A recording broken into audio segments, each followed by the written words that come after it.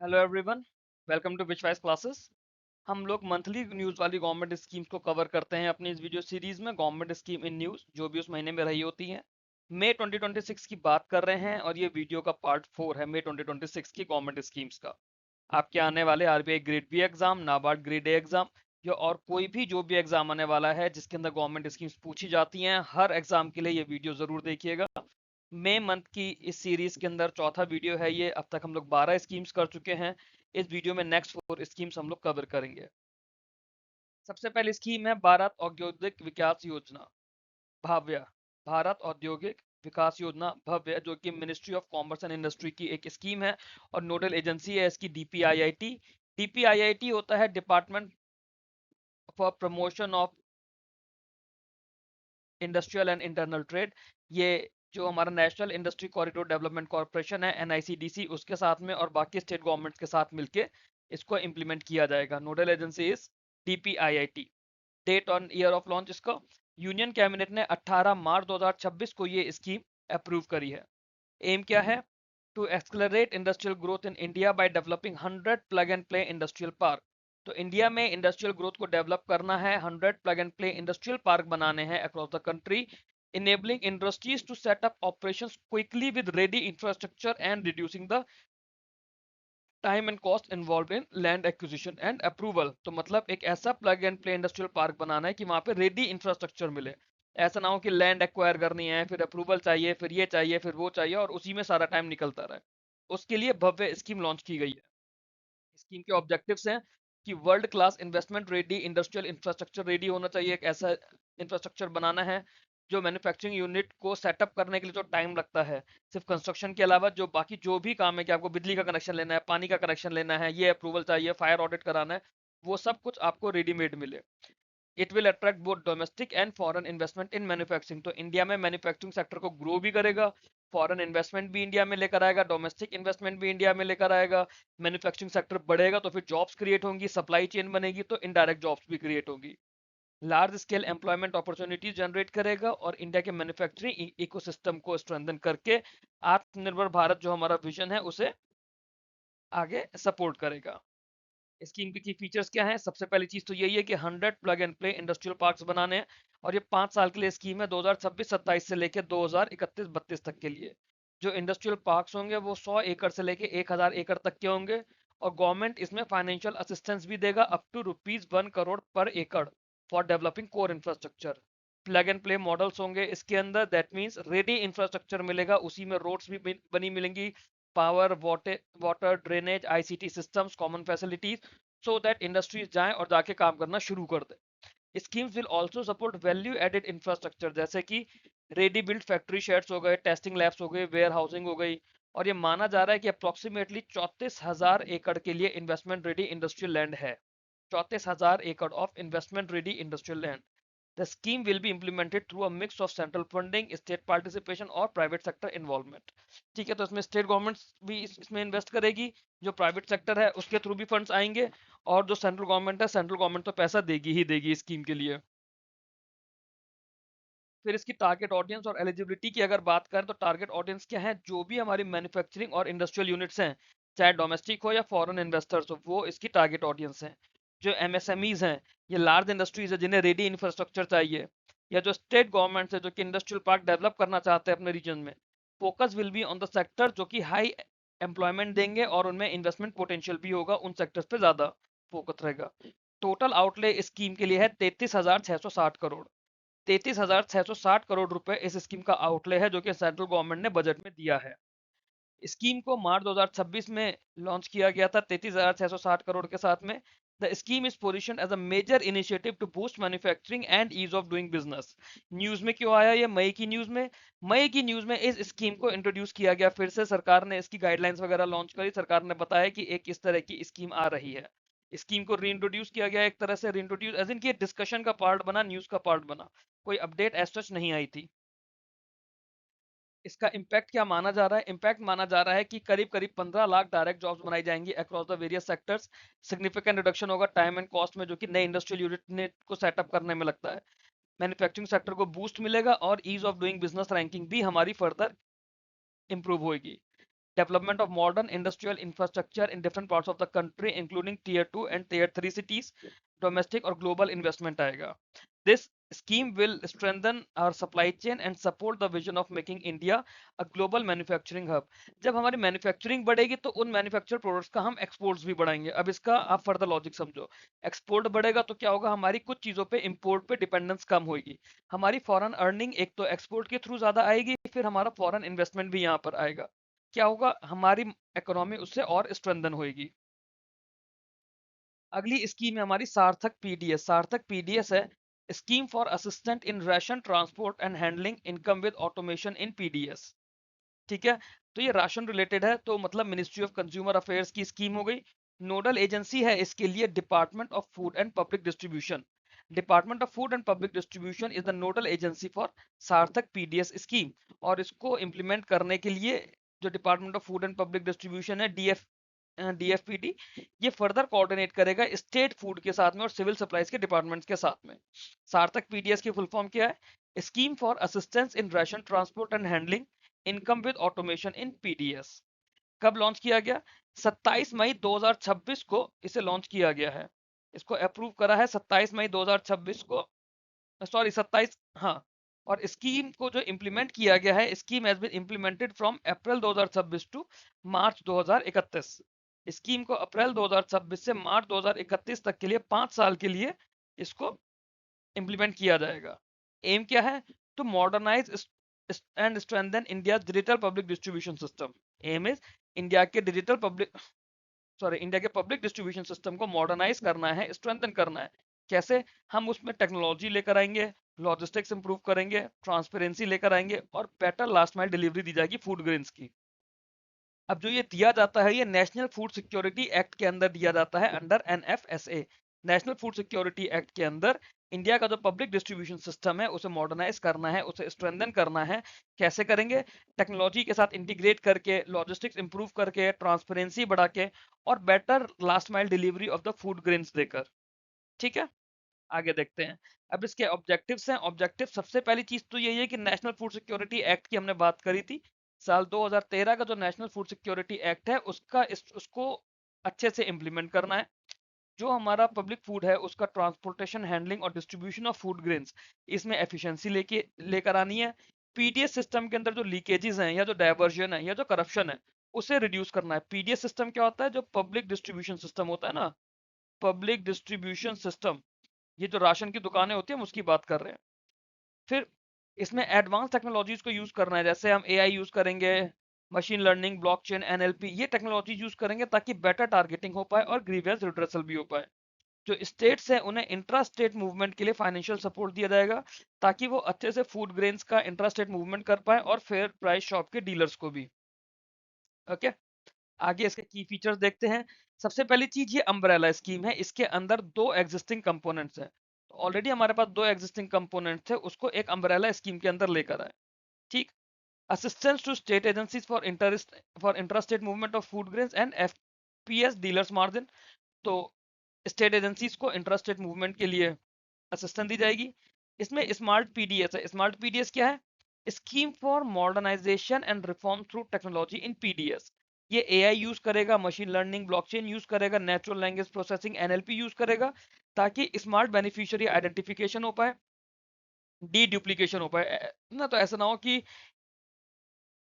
किसी की entry multiple times हो रखी है तो वो मल्टीपल टाइम अपना सामान लेता रहे. Real time supply chain tracking की जाएगी, ऑटोमेटेड ग्रीवेंस रिड्रेसल होगा.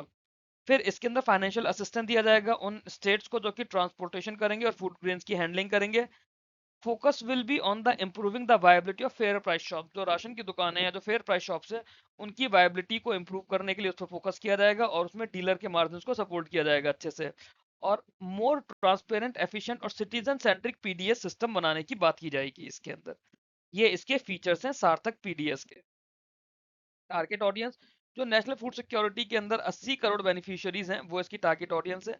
उसके अलावा स्टेट गवर्नमेंट और फेयर प्राइस शॉप के डीलर्स हैं और वल्नरेबल सेक्शन है इंक्लूडिंग अंत्योदय अन्ना योजना और प्रायोरिटी हाउस होल्ड्स, एएवाई और पीएचएच. ये जो हमारी सेक्शन है ये भी इसका पार्ट है.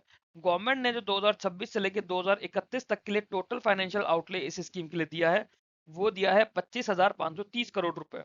Total budgetary allocation is 25,530 crore for the 5-year period from 2026 to 2031. Scheme क्या कर रही है? फाइनेंशियल सपोर्ट दे रही है स्टेट्स को ट्रांसपोर्टेशन, हैंडलिंग और टेक्नोलॉजी अपग्रेडेशन इन पीडीएस के लिए। ओके, इसका इम्पैक्ट क्या माना जा रहा है, इससे किस तरह का इम्पैक्ट हम एक्सपेक्ट कर रहे हैं? सबसे पहली चीज, जो फूड ग्रेन्स के डिस्ट्रीब्यूशन में लीकेजेस और डाइवर्जन है वो रुकेंगे। फूड ग्रेन जब डिस्ट्रीब्यूट करते हैं उसमें काफी लीकेजेस होते हैं, काफी डाइवर्जन होते हैं, वो चीज रुकेगी।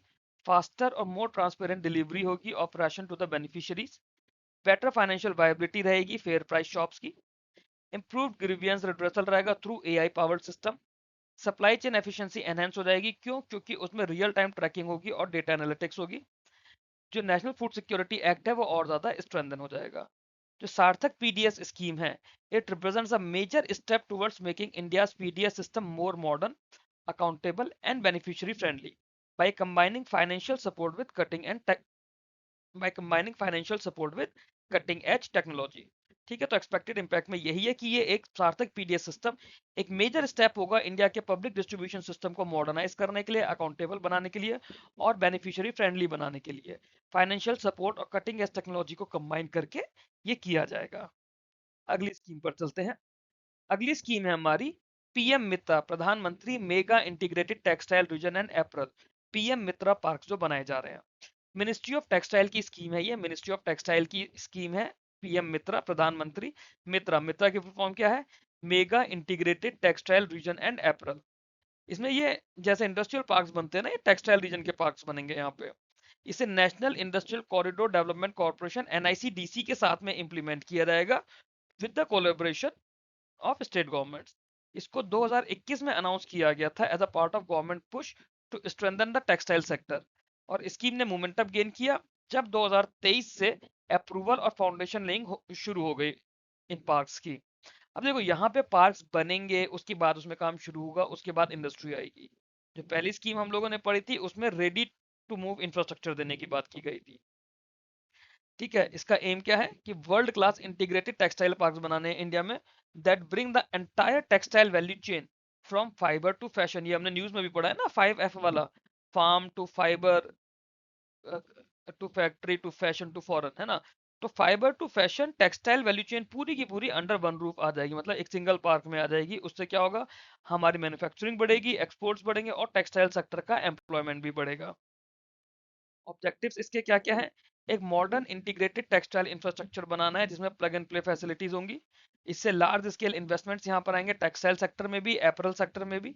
सिग्निफिकेंट एम्प्लॉयमेंट अपॉर्चुनिटीज इसमें बनेंगी, स्पेशली वुमेन्स के लिए और यूथ के लिए। इंडिया को, जो इंडिया की पोजीशन है in global textile value chain, वो स्ट्रेंथन की जाएगी। मेक इन इंडिया को प्रमोट करेंगे और हमारा टेक्सटाइल के एक्सपोर्ट्स भी बढ़ेंगे। ठीक है, तो मतलब वही हुआ जो हम लोग बाकी जगह भी कर रहे हैं। जब भी हम लोग कोई स्कीम कर रहे हैं जहाँ पे हम अपना प्रोडक्शन बढ़ा रहे हैं या अपनी मैन्युफैक्चरिंग बढ़ा रहे हैं, तो उससे हमारे एक्सपोर्ट्स बढ़ेंगे, एम्प्लॉयमेंट जनरेशन होगा। और स्पेशली क्योंकि टेक्सटाइल रिलेटेड है, तो जो हमारे वुमेन है, जो यूथ है, उसके लिए इस पे स्पेशल फोकस रहेगा, उनके एम्प्लॉयमेंट अपॉर्चुनिटीज के लिए। फिर अगर इसके की फीचर्स की बात करें तो इसमें 7 पीएम मित्रा पार्क बनाने हैं across different textile clusters in India. 7 PM Mitra park. Each park जो डेवलप किया जाएगा वो 1000 एकड़ से ज्यादा बड़ा होगा, तो each park will be developed on a large scale, typically 1000 एकड़ से ज्यादा का। और उसमें end to end textile ecosystem होगा। End to end textile ecosystem मतलब धागे की स्पिनिंग, वीविंग से लेके प्रोसेसिंग, गारमेंट मैन्युफैक्चरिंग और एक्सपोर्ट, सब कुछ एक ही जगह पर होगा। एक्सपोर्ट्स भी वहीं से निकलेंगे। पार्क जो होंगे they will have plug and play infrastructure, मतलब वहाँ पे कॉमन फैसिलिटीज भी होंगी, टेस्टिंग लैब्स भी होंगी, वेयर हाउसिंग भी होगी और लॉजिस्टिक सपोर्ट्स भी मिलेंगे वहीं से। स्कीम्स पीपीपी मॉडल में काम करेगी ये, पब्लिक प्राइवेट पार्टनरशिप मॉडल के अंदर, और गवर्नमेंट के थ्रू इसमें वायबिलिटी गैप फंडिंग आएगी। Viability gap funding will be provided by the central government. And it is expected कि करीब करीब 70,000 करोड़ रुपए का इन्वेस्टमेंट इस स्कीम के थ्रू आएगा, इंक्लूडिंग प्राइवेट इन्वेस्टमेंट। तो प्राइवेट इन्वेस्टमेंट मिला के टोटल 70,000 करोड़ के करीब का इन्वेस्टमेंट इसमें एक्सपेक्टेड है। स्पेशल फोकस होगा सस्टेनेबिलिटी, मॉडर्न टेक्नोलॉजी और स्किल डेवलपमेंट के ऊपर। टारगेट ऑडियंस की बात करें तो टारगेट ऑडियंस कौन है हमारी? टेक्सटाइल और एपरल मैन्युफैक्चरर्स जो हैं वो हमारी टारगेट ऑडियंस होगी, फिर चाहे वो डोमेस्टिक हो या इंटरनेशनल हो। जो बाकी इन्वेस्टर हैं, एंटरप्रेन्योर्स हैं टेक्सटाइल वैल्यू चेन के, वो लोग इसमें टारगेट ऑडियंस होगी। स्टेट गवर्नमेंट जो अपने यहाँ टेक्सटाइल इंफ्रास्ट्रक्चर डेवलप करना चाह रहे हैं, वो टारगेट ऑडियंस होगी। या फिर वो वर्कर्स और यूथ जो कि टेक्सटाइल सेक्टर में एम्प्लॉयमेंट देखना चाह रहे हैं। बजटरी एलोकेशन की बात करी जाए तो सेंट्रल गवर्नमेंट इसमें वायबिलिटी गैप फंडिंग देगी और सपोर्ट करेगी for developing core infra in the park. Total expected investment जो है including in the private sector, हमने पीछे कितनी बात करी थी, 70,000 करोड़ की हमने बात करी थी। की परफॉर्मेंस की बात करें तो मिनिस्ट्री ऑफ टेक्सटाइल ने स्कीम के अंदर 7 पीएम मित्रा पार्क अप्रूव करें across the different state. Recently इसमें धार मध्य प्रदेश में पीएम मित्रा पार्क का फाउंडेशन स्टोन रखा है प्रधानमंत्री मोदी जी ने। जो धार वाला पार्ट है ये 2158 एकर्स का है और करीब करीब 20,000 करोड़ का प्रोजेक्टेड इन्वेस्टमेंट्स है इसके अंदर। इसके एक्सपेक्टेड इम्पैक्ट की बात करें तो माना जा रहा है कि डायरेक्ट इनडायरेक्ट करीब 20 लाख जॉब बनेगी। स्कीम जो है टोटल करीब 70,000 करोड़ का इन्वेस्टमेंट लेकर आएगी including private investment. Significant boost मिलेगा टेक्सटाइल की मैन्युफैक्चरिंग को, एक्सपोर्ट्स को। मॉडर्न सस्टेनेबल और इंटीग्रेटेड टेक्सटाइल इंफ्रास्ट्रक्चर डेवलपमेंट होगा। अट्रैक्शन करेगा both domestic and foreign investments का in the textile and apparel sector. Entire textile value chain जो है within India, raw material से लेके फिनिश्ड गारमेंट तक, ये पूरा स्ट्रेंथन हो जाएगा। और ease of doing business for textile भी हमारी इंप्रूव होएगी। तो कंपनीज को हम इसमें रेडी इंफ्रास्ट्रक्चर दे रहे हैं। फिर हमारी फोर्थ स्कीम आती है प्रधानमंत्री अनुसूचित जाति अभ्युदय योजना पीएम अजय। ये ministry of social justice and empowerment की स्कीम है और इसकी नोडल एजेंसी रहेगी department of social justice and empowerment. Okay, इसको लॉन्च कब किया गया, फाइनेंशियल ईयर 2021-22 में इसे लॉन्च किया गया था। उस समय 3 एग्जिस्टिंग स्कीम्स को मर्ज करके प्रधानमंत्री अनुसूचित जाति अभ्युदय योजना लॉन्च की गई। वो तीनों स्कीम्स क्या क्या थी, प्रधानमंत्री Adarsh Gram Yojana PMAGY, special central assistance to scheduled caste sub plan SCA to SCP, और बाबू जगजीवन राम छात्रावास योजना बीजेआरसीवाई। इन तीनों स्कीम्स को मर्ज करके फाइनेंशियल ईयर 21-22 में प्रधानमंत्री अनुसूचित जाति अभ्युदय योजना बनाई गई पीएम अजय। एम क्या था, to reduce poverty among scheduled caste communities and improve their socio economic condition by providing infrastructure, skill development, income generation opportunities and quality education. तो स्कीम का एम क्या हुआ कि जो हमारे शेड्यूल कास्ट लोग हैं उनकी पॉवर्टी को हमें रिड्यूस करना है। अब वो हम कैसे कर सकते हैं, उनकी सोशियो इकोनॉमिक कंडीशंस को इंप्रूव करके। उसके लिए क्या करना होगा, अच्छा इंफ्रास्ट्रक्चर देना है, स्किल डेवलपमेंट करना है, इनकम जनरेटिंग अपॉर्चुनिटीज देना और क्वालिटी एजुकेशन देना। अगर ये चीजें मिलेंगी तो वो लोग ऑटोमेटिकली पॉवर्टी से बाहर आते जाएंगे। ऑब्जेक्टिव्स क्या है स्कीम के, reduce poverty among SC communities through employment generation. Employment generation के लिए स्किल डेवलपमेंट और इनकम जनरेटिंग एक्टिविटीज रहेंगी। Develop SC-dominated villages into Adarsh Grams with adequate infrastructure and services. Improve educational outcomes of SC students by providing quality hostel facilities. यही 3 schemes हम लोगों ने मर्ज करी हैं। And ensure integrated and holistic development of SC communities.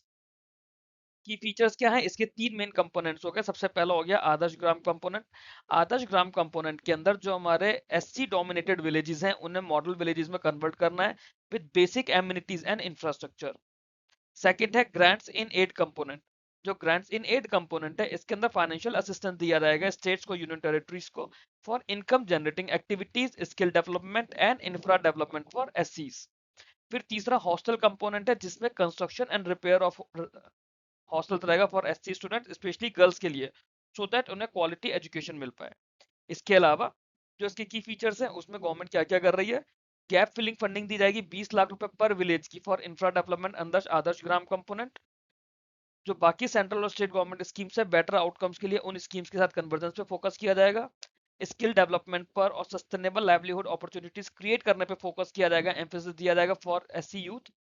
और special focus दिया जाएगा schedule caste women's पे एंड गर्ल्स स्टूडेंट्स पर। तो एक जेंडर इंक्लूसिविटी भी इसके अंदर आने लग जाएगी। टारगेट ऑडियंस इसकी क्या क्या है, जो हमारे शेड्यूल कास्ट हाउस होल्ड जो कि बिलो पॉवर्टी लाइन रह रहे हैं वो लोग। एससी डोमिनेटेड विलेजेस है, एससी डोमिनेटेड विलेजेस कौन सी, जहां पे एससी पॉपुलेशन इज 50% और मोर। फिर एससी स्टूडेंट स्पेशली गर्ल्स उन्हें हॉस्टल फैसिलिटीज दी जाएंगी। और एससी यूथ के लिए स्किल डेवलपमेंट और income generating activities. Budgetary allocation इसका 2140 करोड़ रुपए है फाइनेंशियल ईयर 2026-27 का। सेंट्रल गवर्नमेंट इसमें 100% फंडिंग देगी सर्टेन कंपोनेंट्स के लिए और कुछ कंपोनेंट्स के लिए स्टेट गवर्नमेंट्स भी देगी एज पर द गाइडलाइन। जो भी स्कीम की डिटेल्स है वहां हमें जाने की जरूरत नहीं होगी। लेटेस्ट अपडेट इस स्कीम की क्या रही है कि डॉक्टर वीरेंद्र कुमार जी ने पीएम अजय पोर्टल और अजय मोबाइल ऐप लॉन्च करी है। हमारे यूनियन मिनिस्टर हैं सोशल जस्टिस एंड एम्पावरमेंट के डॉक्टर वीरेंद्र कुमार, उन्होंने पीएम अजय पोर्टल और अजय मोबाइल एप्लीकेशन लॉन्च की है सो दैट हम पूरे प्रोसेस को डिजिटाइज कर पाए और पीएम अजय स्कीम को इसके इम्प्लीमेंटेशन को स्ट्रेंथन कर पाए।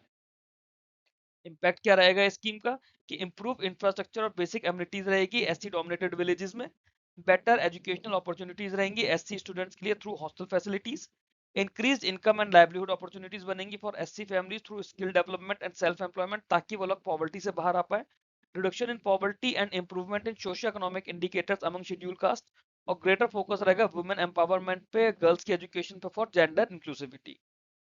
तो इसके साथ हमारा ये वीडियो कंप्लीट होता है। आप लोगों को वीडियो अच्छा लगा हो तो वीडियो को लाइक करके चैनल को सब्सक्राइब कीजिएगा। बाकी वीडियोस के नोटिफिकेशंस के लिए बेल आइकन प्रेस करिएगा। ये मेरा मेन टेलीग्राम चैनल का हैंडल है, आप विश्वास क्लासेस डाल के सर्च करेंगे तो आपको मिल जाएगा। नाबार्ड GRA डाल के सर्च करेंगे तो नाबार्ड ग्रेड ए का चैनल मिलेगा, और नाबार्ड ग्रेड ए पूरा सर्च करेंगे नाबार्ड ए का ग्रुप मिलेगा। सिमिलरली ये RBI ग्रेड बी के लिए चैनल है और RBI ग्रेड बी के लिए ये ग्रुप है, इसको आप लोग ज्वाइन कर सकते हैं अपने एग्जाम रिक्वायरमेंट के अकॉर्डिंगली। वीडियोस की PDFs, एग्जाम रिलेटेड डिस्कशंस, बाकी स्टडी मटेरियल इन्हीं ग्रुप पे अवेलेबल रहेगा। Thanks for watching this video. Keep learning, keep growing.